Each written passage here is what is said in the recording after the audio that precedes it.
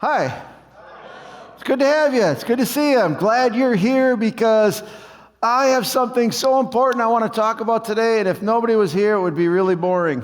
Hey, I could talk to myself in a mirror, which call somebody if I do. But anyway, I want to welcome everybody who's watching us online as well. Thank you so much for joining us. Thank you for being here with us to experience the message or the thought that we have today.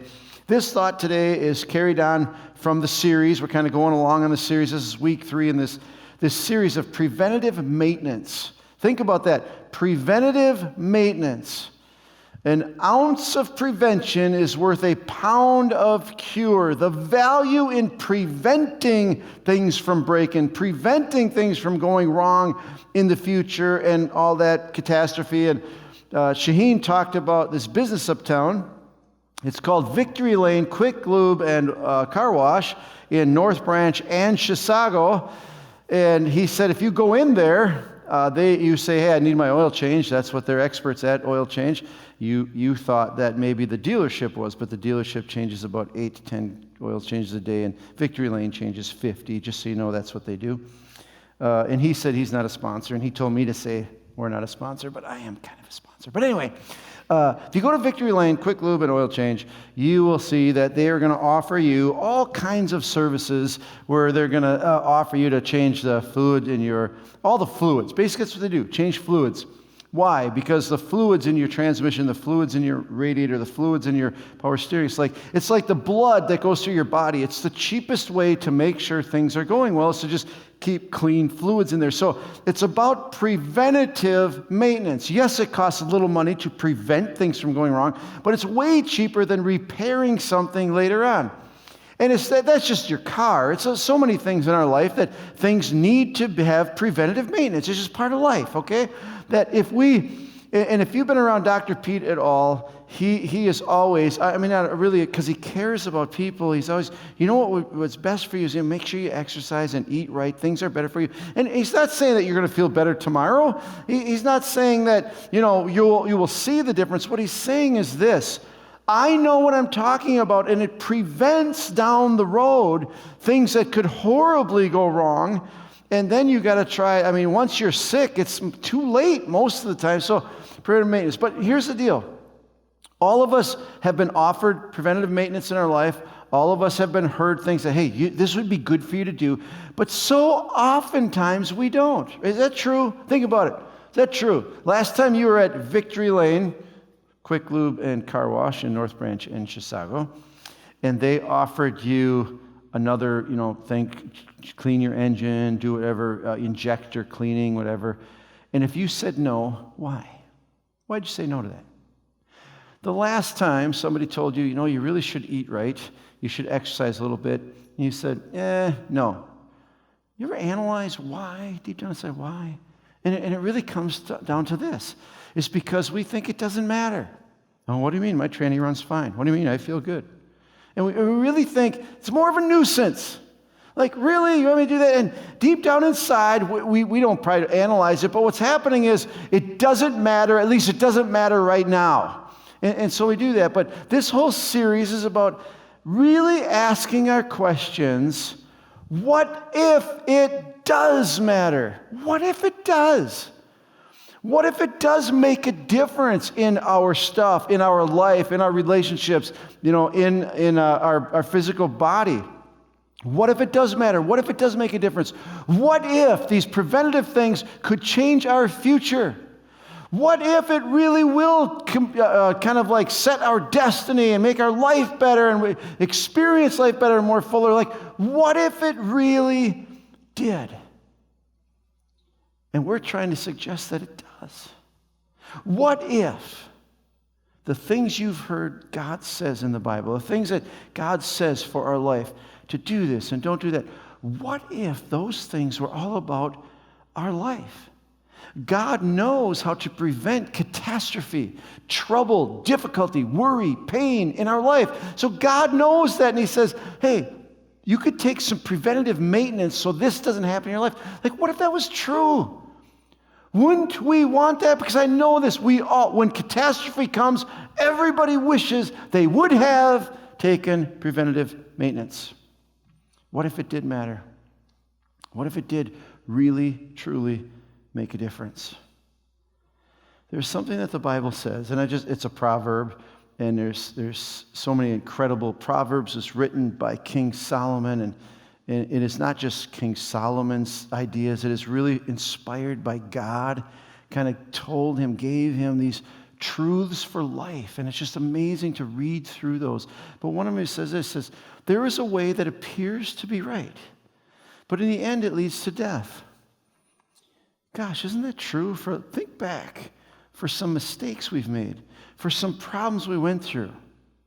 When the time we thought it made sense, we thought, man, this is a good idea to buy this $80,000 pickup. I need it. It makes sense. But yet, in 4 years of paying $700 a month, you kind of go, oh, maybe it wasn't a good idea. Some of us have experienced, hey, it just seemed like a good idea to marry that guy that I've only known for 3 weeks because he's just cute. I mean, it just seems to make so much sense. But, you know what? That kind of led to, there are so many things in our life that just on the surface seems to be okay. I feel okay. Why should I do that? I feel fine. And we kind of, so oftentimes we have these ideas that seems right to me. I'm going to show you some pictures in just a moment that these people, and you got to ask yourself, and I'm going to ask us to think about this, what made these decisions that they did seem right to them? It's in our culture. The riots. Now think about it. We all watched it on TV, and maybe you even supported it. Maybe you're for it. But I have to ask this question. These people who are burning buildings in which they do not own and aren't the enemy, innocent people's buildings, businesses, what goes through the mind of somebody who actually thinks, this seems to be the right thing to do? How do they get there?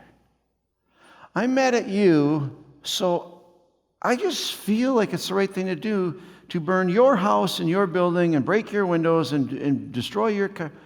And I really am wondering about this. As a matter of fact, if there's anything in our culture that just makes me feel afraid, makes me anxious, makes me just about cry for my grandchildren, is living in a world that people get to a place where they actually think this is the right thing to do. How do they get there?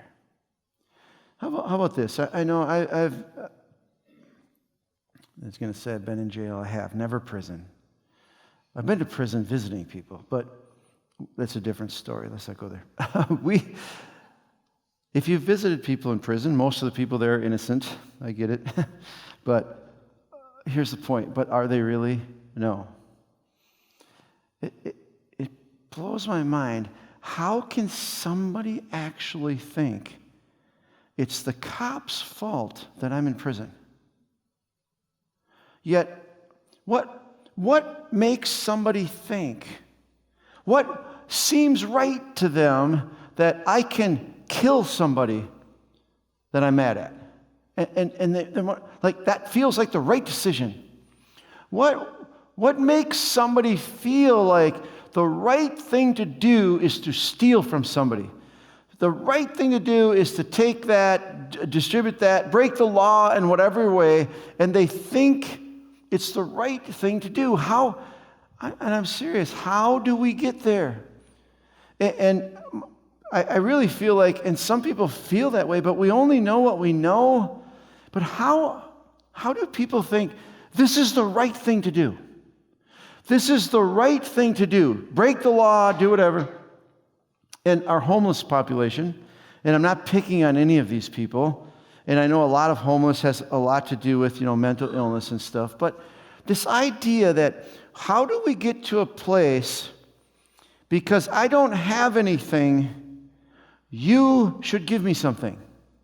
Now, we're not going political, and I don't get offended at this, but honestly, if we're there, how did we get there? How do we feel like that's the right thing to do where I am not going to be responsible, or I'm going to blame other people, and I'm going to expect, and I'll be almost angry at you if you don't give me some of what you have. How do we get there in life? And here's an interesting thing. We all start at the same place. Next picture. Everybody who's a rioter, in prison, homeless, whatever, and I'm not picking on those, there's all kinds of things. Every human being, we start out here. We start out as a little baby. And my question, this is what today is all about, is this. What determines that baby ending up here or there? You know what? A drain on culture and society, hurtful to culture and society, or an asset to society, a benefit to society. What determines where this child is going to go? For all of us, what determines that? Maybe, and I hear this a lot, that, well, what determines it is our color of our skin. And it's popular belief today, or at least it's getting popular, that this child's going to end up here or there depending on the color of their skin. The problem I have with that, and I think we all need to think about this, is that really true? Is it the color of their skin that leads? Because we know that colored people, Hispanics, whites, it doesn't matter what color you are. There are people from all colors in prison and from all colors that are successful and are an asset to society. So is it really determined by the color of their skin? We might hear that maybe it's their gender. Okay, a gender will determine, if you're male or female, or I don't know, I guess there's lots of them today, but that your gender is going to determine where you're going to go. But really, if we rationally think about this, there are of different genders, both genders. There are people who are a drain on society, and there are people who are an asset to society. So is gender that what determines, is it really gender that determines this? How about this? How about economics? That if you come from a rich family, you will be there, and if you come from a poor family, you will be there. Is that true? You might say, well, it lends more to one way or the other, but is it the determining factor? Because we all know there are people with very, very narrow beginnings, with not much at all, have been very, very successful. And we know that people that have everything given to them can be very, very non-successful. So the question is this, when we really think about it, what determines where a baby, where a little child goes in their future? The Bible tells us this is the determining factor. Not the only determining factor, but a big determining factor. All start out as children, where this child will go. Start children off on the way that they should go. And even when they are old, they will not turn from it. What if where human beings end up, what direction they go, is all determined by parenting? What if parenting is that determining factor? Not the color of your skin, not your economic thing, but parenting determining that. Now, I know right away when I say parenting, it doesn't mean that parenting is the only determining factor. I don't mean that it's the only determining factor. However, I want to make this very clear. It is the number one determining factor. Number one is parenting determining what direction children, grown-ups are going to be, how they got there, why they think this is right or this is wrong. Why do they? It's all about parenting. And you know what? If you're a parent, I know that we're all very defensive when it comes to parenting, and I'm going to talk about parenting, and you're going to want to push back. Well, don't say anything that I don't do. I understand that. I want to tell you this, that we just should listen. I also want to clarify this. No one's perfect at it. And if anybody tells you that I was a great parent, I just wonder what else they lie about. I know this. All parents make huge mistakes. My wife and I have made huge mistakes. We are not perfect parents, by any means, okay? I thank God that I was parented in a certain way that helped me parent in a certain way, and I've learned some things on the way, and I just thank God for that. But if you're good at parenting, your kids, don't turn out the way you initially planned. Listen, you're not the only influence. But we need to understand this. If you are a parent, especially, if you are a grandparent, we need to all, as a culture and a society, need to understand this, that parenting makes the difference. More than any other one determining factor, it is parenting that makes the difference. So, are you a good parent? Think about it. I'm going to just sit here for a sec. Think about it. If you're at home, am I a good parent? What determines a good parent? Because I know most parents, absolutely most parents say, I love my kids so much I would die for them. Does that make you a good parent? What makes a good parent? Again, I think God knows what he's doing. What if God really had the secret to this? What if we could change the future by understanding what God says to us? What if parenting could be the preventative maintenance for the future of our children and actually even our country and the world? What if? Here's, I believe, God's definition through the Apostle Paul, his definition of parenting.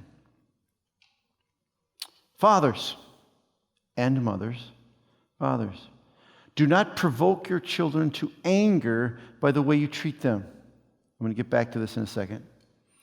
Rather, bring them up with the discipline and instruction that comes from God. Parents, what makes a good parent? A good parent brings their children up with the discipline and the instruction that comes from God. Now, this first part in there, before we discipline and give our children instruction, the why, the motivation it's coming from, makes all the difference in the world. And I think this just has to do mainly with love. You don't provoke your children. You don't treat them like they're lesser. You don't have... Love has to be the motivating factor. Love. It's because I care about my kids so much, I am going to discipline them, and I'm going to give them instruction for where they should go and how. Because here it comes down to this. We don't know what we don't know. Earlier we talked about these people. How do they think this is right? They don't know what they don't know. They were just taught, left to themselves, like this is the right thing to do. And it comes down to this. I want to ask you just a question, how you feel about this. And that is this statement. People are generally good. Think about that for a second. It's pretty popular. People are generally good, they just do some bad things. Is that true? Are people generally good? Or is it reversed? People are generally bad. They have to be taught and trained how to be good. Because God's instruction to us is this, that we as human beings are generally bad. We're broken. We are faulty. We actually even are evil in the core of human beings, all of us. So when you take that child and say, hey, a child doesn't start out generally good. A child actually starts out generally bad. And it is up to the parents to teach them, to discipline them, to train them to be good. Think about it. A child comes out just saying no, being rebellious. It's just their nature to do that. A parent's job is to reshape that. A parent's job is to teach them about things. So I'm going to go through really quickly the list of things that good parents do, the things that we should teach and train our children is a mile long. I'm just going to go over some kind of big things here. Number one. Okay, number one. There's no numbers, but if you're saying, I want to be a good parent, and I know you do, every one of us want to. It's hard. It's difficult. We may need help, but we want to be good parents. Good parents, they love their children, are going to determine the direction they're going to go. We need to be teaching, disciplining, teaching, and training our children. to be close to God. I have little grandkids. One of them's 4 years old, and he's very comfortable praying and talking to God. He wants to pray before meals, and he will, and it blesses my heart to hear him pray. It's amazing. Can you imagine, every one of us here, myself included, where would we be today if our parents would have taken their responsibility seriously to discipline us and to train us in that direction to be close to God? Can you imagine how different your life would be today if you'd have known it your whole life? That you can trust God, that God loves you, that God is faithful. He will never leave you. He is there for you. He's on your side.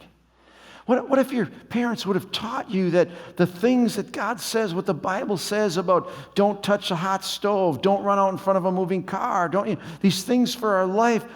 What if we would have been trained that, taught that as kids, how our life would be so different? Parents, when we love our kids, we want to teach and train them. It's not easy, but we want to. Teaching them about God, can be trusted about God's messages are for our life, that God's instructions are beneficial to us, that we will have a better life, and He loves us and cares about us. How amazing it is. Mom and Dad, please do your best to teach and train and discipline your kids to know God, to trust God, and to follow God. If you have kids if they're 18 or younger, take advantage of the church providing instruction, discipline. Bring them to church, bring them to kids' church, bring them to the youth group. Take advantage of that so that they will grow up knowing that. Another huge thing is this whole idea of selfishness. Here's the deal. Kids come into this world selfish. It's mine. I don't want to go to bed. It's all about me. It's just the way we are. Every one of us, it's all about me. Parents have to discipline and train and teach and guide and motivate their children to not be selfish. Nobody's automatically generous. If you're a generous person, it's because your parents taught you that. It's because somebody taught you that. And think about it. If we could be great parents, if you want the best for your kid, I want to ask you this question. Think of ways you can teach your children to not be selfish, but to be generous.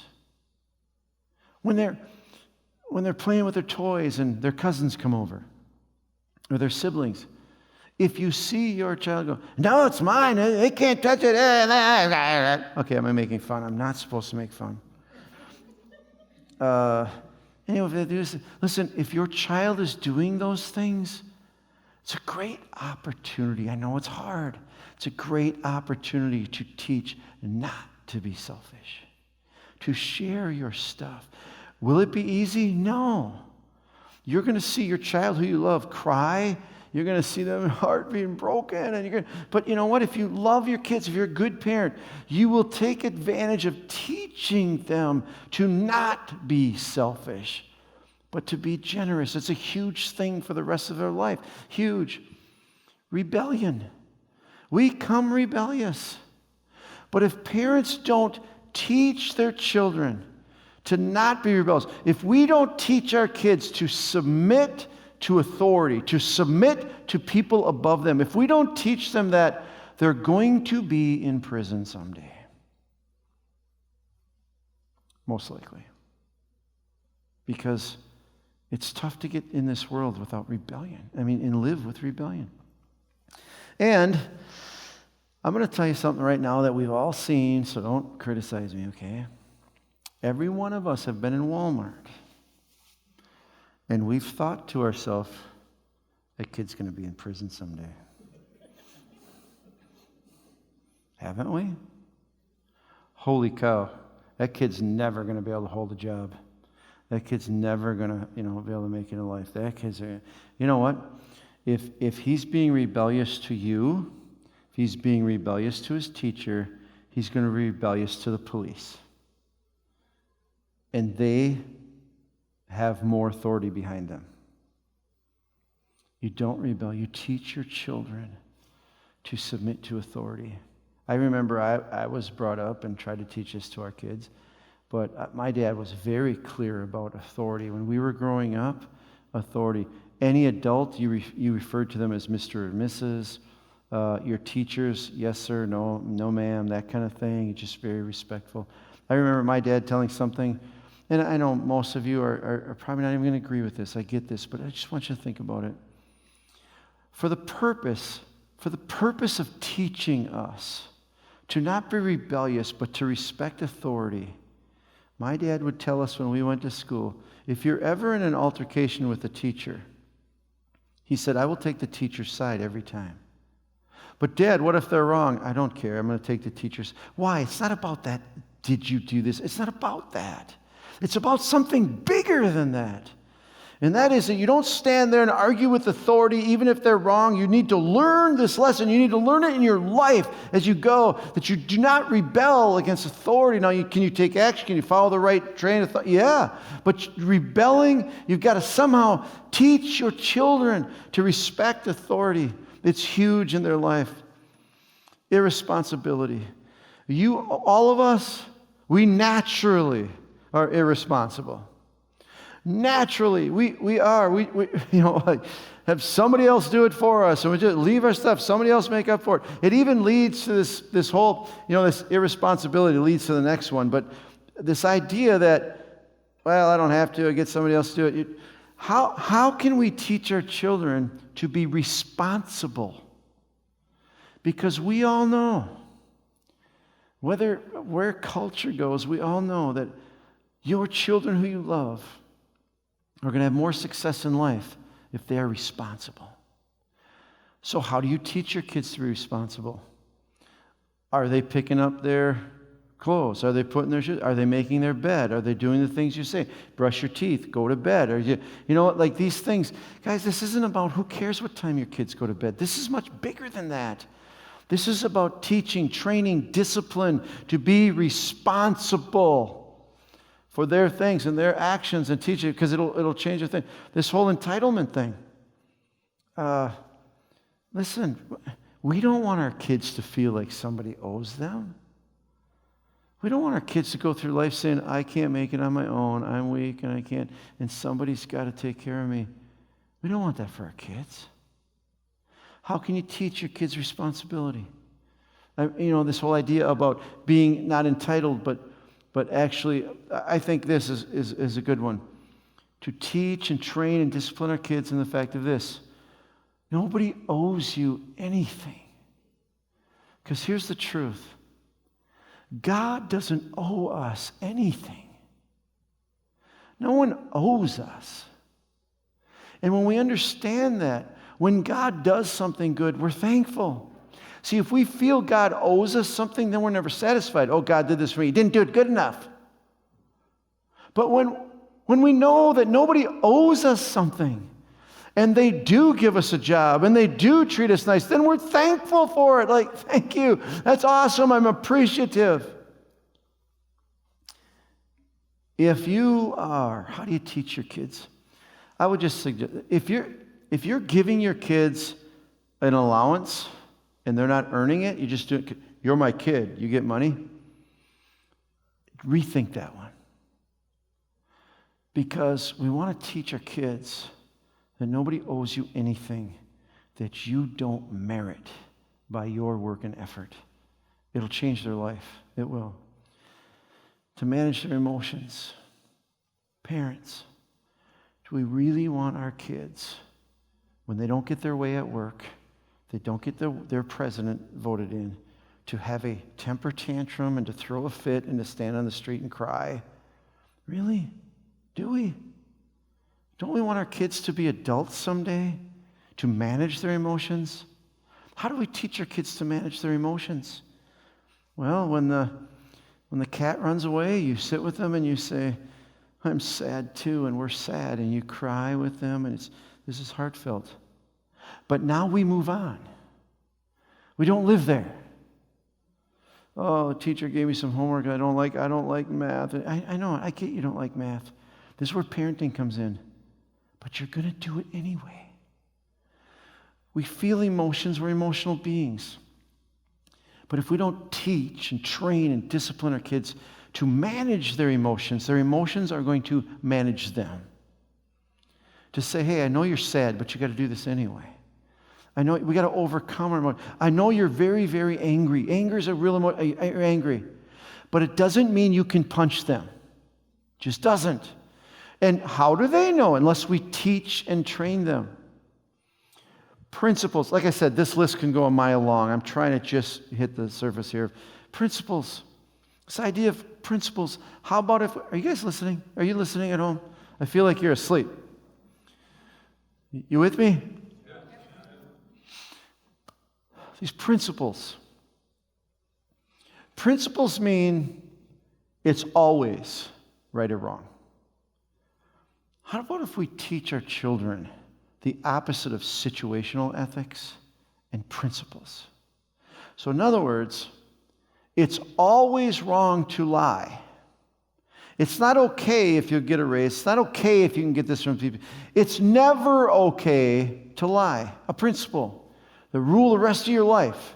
It's never okay to steal. Even if you don't have it. There's not an excuse. There's no situation that would make stealing right. Stealing is always wrong. Okay? There's never a situation to talk behind somebody's back. This principle, if we can teach our kids this principle, it's not easy, but if we could teach our kids these principles and watch for these principles and teach them that, no, this is the way it always has to be. This is the way it should always go. You know, and like where they would be in life if we could just teach them.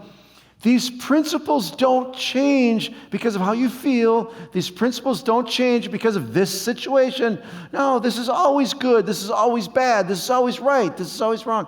And teach our kids principles. The list goes on and on. But what I want to leave you with is this. So you want to parent well. I know you do. It's hard. It's very, very hard. But I'm going to leave you with some steps, some principles to remember. And again, I'm not covering everything, but I think these 4 things, I hope that you don't forget. As you are parenting, that you don't forget these things. Number 1 is this. Discipline for the future, not for feelings. As you're disciplining your children, you're going to be very serious about, I'm going to train them up in the way that they should go, and they're going to know right and wrong. I'm going to do this. Always remember this, when you're disciplining your kids, always do it for their future. Never do it for how you feel, ever. Their future. They need this.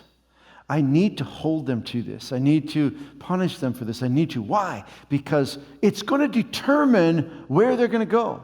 It is preventative maintenance for their life someday, not how I feel. If you discipline your children because you've had enough, you should be disciplined. Okay, that was a little harsh. Don't ever discipline your children. I'm not saying I'm perfect at that either, but we got to try. Don't discipline our children for how we feel. It has nothing to do with us. I've had enough, therefore you're going to get disciplined. You've had enough. You should have had enough a long time ago. But it has nothing to do with never discipline your kids out of your emotions. The opposite is true. Don't discipline because of your emotions. Oh, I just don't want to see him cry. I have been there. I've been there. I know how hard. It is the hardest thing you will do. Is to do what's right for your child's future. It will hurt you. It will take everything out of you. When I disciplined, I cried right along with him. I did. I cried right along with him. It is not easy. It is hard. It's difficult. But for your good, you need to learn this. For your future. And I am your parent. I must do it. The other day, 2 or 3 months ago, one of my children, Mikey, has 2 boys about that big. And he was over and he gave them some things to do. Go over to the shop and clean this. You got to wash this and do that. And then you can eat, do this kind of thing. And he was pretty dogmatic about it. And when the kids left, I said, wow, Mike, you're a little bit hard on your kids, aren't you? Like, wow, I'm just old and soft. It's like, whoa, my God, come on. I feel bad for him. He said this to me very, very clearly. He said, Dad, if I don't teach this to him, nobody else will. Wow. I guess you're the parent. You're not the grandparent. Grandparents don't do that. They just can't. Parents must. Parents must. Don't ever discipline out of emotion, but always for their future. Number 2, discipline and watch for attitude, not actions. Attitudes. The main thing about bringing up a child so that they will be mature someday, actions, there's 6 billion actions. You can't possibly cover them all. But attitude is what determines everything. So then train for attitude. Watch for the attitude. And this starts very, very small, very, very young. With attitude, I watched my youngest daughter and her husband, they got a little 2-year-old that, come on, I'm just going to hug and kiss this little thing forever and don't ever make her feel bad. I noticed that I'm sitting there in the living room thinking, well, what did she do? She didn't do it. I didn't even notice it. And they're like after her. Why? Because they're seeing an attitude. And if that attitude doesn't get adjusted, it will keep going and affect everything. You got to correct attitude right now. And I think so often, and this is hard to do, but we got to do our best. We got to try. You don't discipline your kids because they had an accident, spilt the milk. You discipline them because they were goofing around when you told them not to. You discipline them because they're being a brat. We've all seen that. You discipline them for the attitude of they're saying, no, I want this. I'm not going to do that. You can't, I see my kids discipline their kids when, hey, it's time to go home now. No, I want to stay at Grandpa's house. And I'm just like, yeah, stay at Grandpa's house. But they're parents. They're not their friends. They got lots of friends. They're their parents. They only have 2 of them. Their parents take parenting very seriously. And I see them all the time, and it breaks. I got to go in. I've went into the other room sometimes. This is the honest truth. I've went into my bedroom and cried because my kids are doing what they're supposed to do. It takes strength to do it. Number 3, start soon. I'm not a child expert, but I've read some things this week. It is amazing how young children are shaped. Amazing. Matter of fact, I read a whole study that has to do with morals and ethics. By the time a child is 4 and 5, by the time they go to kindergarten, most of their morals and ethics is already set. Like, wow, you can just add to that after that. By the time a child is 8 years old, their worldview is 80% set. That's young. We need to start as soon as possible. When we see attitudes at a little 1-year-old, it's not cute to see a 1-year-old rebel and say no and walk away and get over here. No, anyway. There's nothing cute about that. We need to watch and young. And I think this is huge. This is personal opinion. I'm not a doctor or a psychiatrist or anything. However, I really believe train up a child when they are young, very young, and they will not depart from it. Very young, watching for those attitudes, teaching and training, doing these things when they're very young. Start soon. Here's a thing that I believe is a parenting key. The younger the child, the more you force and make. If a child doesn't come here, you get them and you bring them here. You make them, you control their life when they're young. And as they get older, you let go. Because why? They already have the foundation that now you just add. You guide. You encourage. But if we don't do this when we're young, we're having to try to control when they're 14, and good luck with that one. Okay, last one. Need God's help. Excuse me. Parenting is the hardest thing you'll ever do. I don't know what you do for a job, but parenting is harder. Good parenting is harder. Good parenting is not a hobby. Good parenting is not, oh, look at these kids, I hope they turn out. Good parenting, shaping the direction they go, is an absolute focused responsibility in a job. It won't last your whole life. I mean, you're going to be a parent your whole life, but this disciplining, shaping, and teaching, and training, and directing, you only have a few years. Take it very serious. And you're going to need God's help. One of my kids just told me just a few days ago, Dad, you're too old to be a dad. You're right. I'm too soft. I've gotten soft in my old age. You can't be a good parent if you're too soft. You have to care about your kids enough. And you can't do that without God, unless you're inhuman or something. You can't.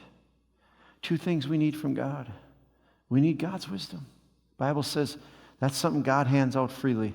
If you lack wisdom, ask him who gives wisdom freely. If you're a parent, every day say, Father, I need your wisdom to discipline and train and shape and direct where this child's going to go. Every kid's different. They have a little bit of a different personality. And you need wisdom to know how much, how far, when. And you need strength. Pray for wisdom and pray for strength. God, in my humanness, I will not do a good job. Either my own emotions will get me to abuse this child, or my own emotions will cause me to be too soft and not direct or discipline this child. God, I need the strength, the wisdom to know when and what and how much, and the strength to follow through. Parenting. What if, seriously, what if parenting made all the difference in the world? Let's pray. Father, help each one of us as parents, grandparents, helpers, neighbors, teachers. Help each one of us. We can't do it without you. Help us to bring our kids up in the discipline and direction of you. I pray in Jesus' name. Amen.